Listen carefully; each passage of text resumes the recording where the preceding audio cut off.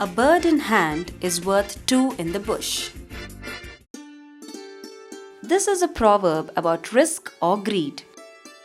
It is better to keep what you have than to risk losing it by trying to get something better.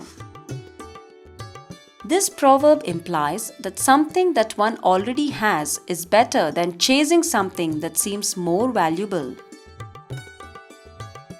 Like the dog here, who already has a bone in his mouth, wants to scare off the other dog in order to get a second bone.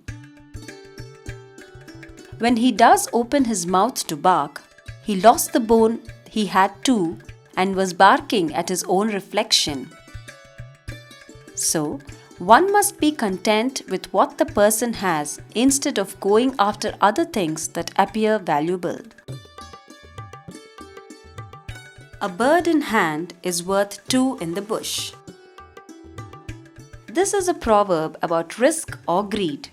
It is better to keep what you have than to risk losing it by trying to get something better.